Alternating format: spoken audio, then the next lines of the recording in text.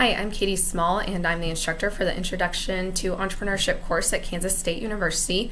In this part 2 video of the launch workshop orientation, I'm going to talk about some suggestions for your executive summary submission as well as some of the content requirements. All right, so I have here on the slide attributes of a winning plan: cheaper, faster, better. So like Dr. Jackson ended the previous video, you do not have to be the first to market with your idea for your business plan. This is an idea competition, and we want to know how your idea is better than alternatives that are already out there. So you don't have to be the first to market, the first one to think of this, but you do want to highlight how you are doing it better or faster or cheaper than the competition. That's commonly what we see in the plans that advance in this competition. Some pitfalls of a poor plan, including statements like I think, or I feel, or I believe, because that's not research-based, right? That's wishy-washy. So any statements where you feel like you're saying your opinion or using those keywords, that'll help you see, oh wait, I do actually know that, and it's a statistic that I got from a reliable source, or I can confirm this with industry trends that I've researched through my secondary market research. Make those affirmative, factual statements rather than just opinions kind of up in the air guessing. Another pitfall of a poor plan is high focus on the product or service. So just going every page of the plan is details about exactly how that product or service works, the logistics of it, or the specific features of the product. Maybe you do want to describe the product or service that you're offering, but your plan should have a high focus on the market need and not only talking about the product or service. Another pitfall of a poor plan is little familiarity with the target market. So like I mentioned, a high focus on market need, who is buying your product or service. Those are things that good plans do. So the downfall, a lot of entrepreneurs get stuck in the trap of, wow, this thing is so awesome, such a great idea, everybody is gonna want it. And that's just not feasible for a startup generally. So you wanna know who's most likely to buy this and why, because of trends that are happening or other reasons that you've researched. So knowing who in the whole marketplace of potential consumers, whether you're selling to the end consumer or other businesses, who are you going to be targeting on as a startup for your product or service? And then another pitfall of a poor plan is financial projections beyond the industry norms. So if you have projections of $1 million revenue in the first year, but established businesses in this industry don't even have $1 million in revenue, and they've been in existence for several years, then that's just not realistic. So you want to show familiarity with the industry that you're operating within. This diagram is of the startup loop of despair. So if you've had me in class, you've heard me talk about the startup loop of despair. And this is just typically how entrepreneurs like to go naturally, maybe intuitively go about their business. They come up with the idea, they get so excited, they build it, they brand it, spend a lot of time, energy investing in that, and then they go try to sell to customers. And a lot of times the customer says, oh, it's the wrong color, I don't understand what it's supposed to do, or I don't like the feel of it. And this wasn't what I thought it was. And so then you go back to the original idea and you have to rebuild and rebrand, and that takes a lot of time, energy, and money, and you get stuck in this loop. So compare that to starting up the right way. You notice just one thing was moved, which is the customer.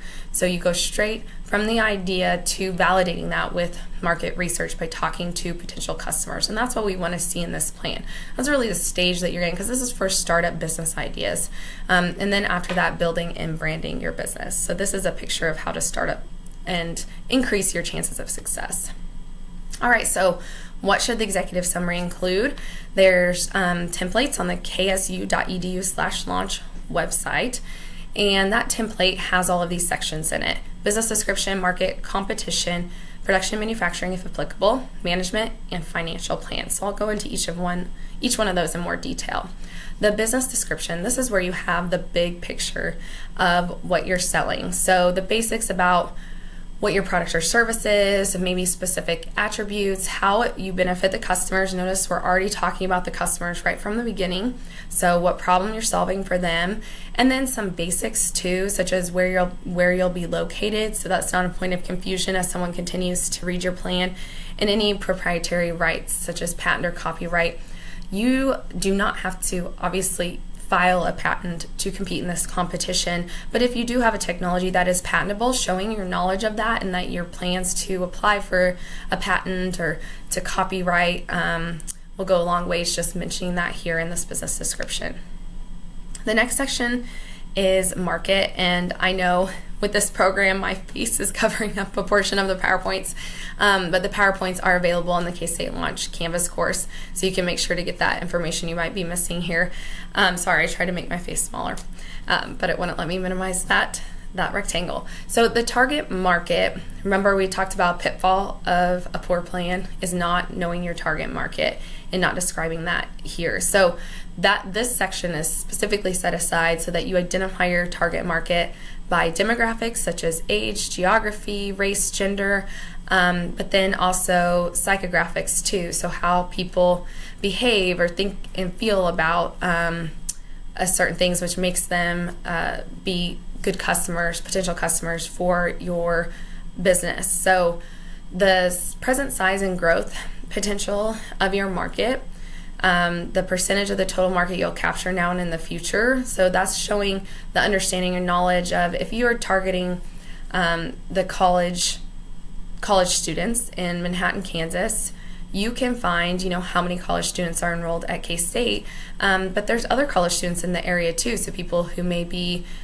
commuting or going other places but are still college students in the area, and so you can find, the typical maybe age range. That's really what you're looking at, not necessarily just college students, and you can use databases like American Facts Finder, which are in the library resources in our Canvas guide, to specifically identify, okay, in Manhattan, Kansas, and our surrounding areas, this is the number of people within this college student age range, and you can find that information. So then you can go from there, okay, now what percentage of that total target market is it reasonable for me to say are going to purchase my product or my service during the first few years of operation? So that kind of leads you down into specifically identifying what percentage of the total market you will capture.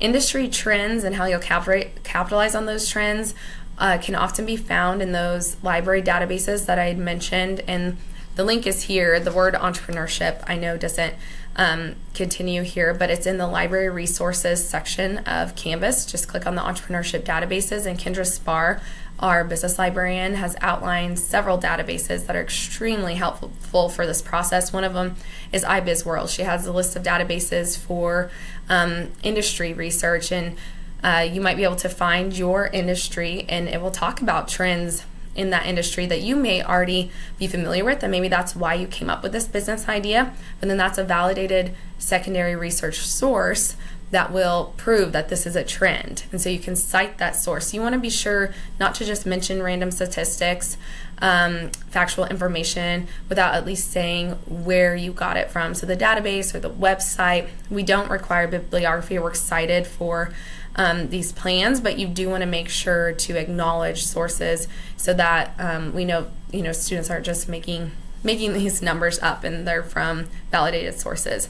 If you're a seasonal business, you want to be sure and acknowledge that. So if you're in the wedding industry, or if you are targeting college students, acknowledge that you understand the seasonality of your business, because college students are going to be gone during the summer. If you're providing a wedding service, you know the seasons and the months and the statistics of how many marriages there are and what seasons those occur in.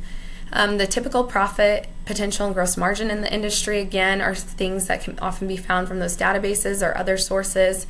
And then, like I'd already mentioned, target market, demographic, psychographic research. So talk to your customers and make sure to talk, when you talk to them, asking past and present questions about how they currently solve this problem to validate your business idea that you're solving a problem for customers.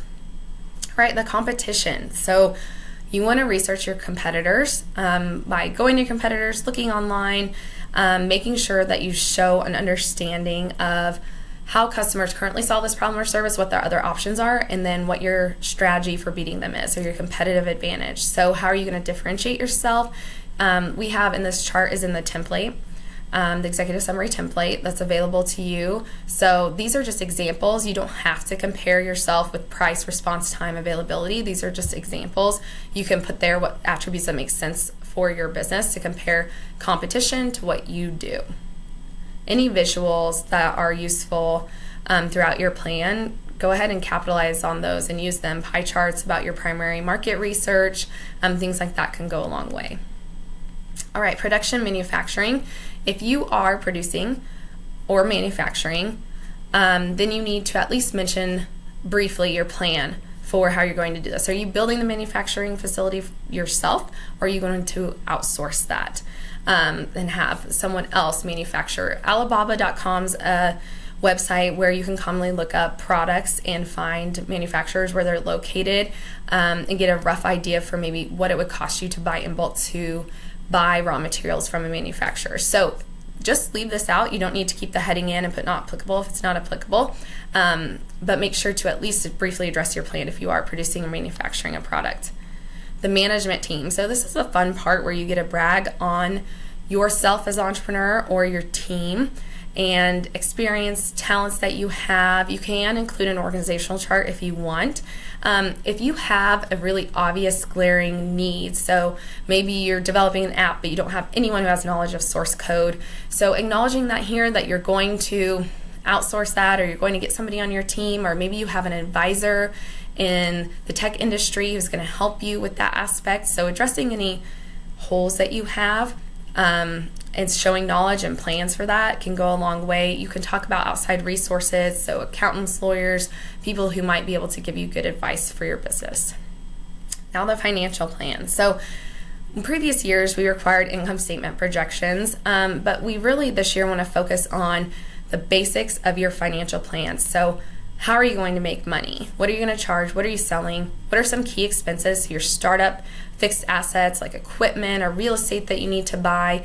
And then also showing knowledge of how much you have to sell to break even, which is the point when you are no longer losing money, but the next sale after that, you'll start to make money. So these break-even analysis tools are in the executive summary template online. So you can click those links and get an example, a tool, and an article that goes more into detail. It's essentially taking your fixed costs for your business and dividing it by your gross profit. So if you use the gross profit dollar, you'll get the break-even units. If you use the percentage, then you will get the sales revenue that you need to have.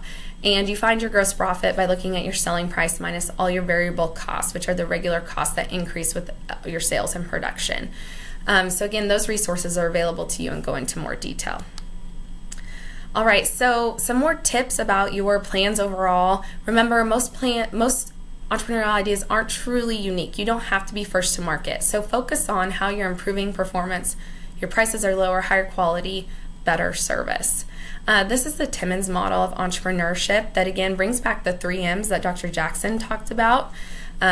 Knowing your market, talking about management, which is you, and the money. So the market's the opportunity, entrepreneur, management, resources, money, and really focusing on not focusing on maximizing and owning, like as a typical entrepreneurial idea surrounding a lot of emphasis on a really long, thorough business plan, but instead focusing on minimizing and controlling. You only have 3 pages to talk about this, so make sure you talk about the opportunity yourselves and the resources as well.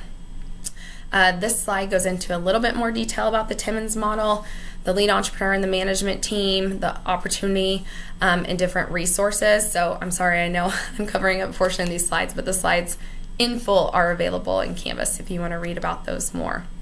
All right, so this is kind of what our ksu.edu/launch website looks like with all the contest policies, the template, and so a lot of key dates, resources available to you, so don't forget to go there.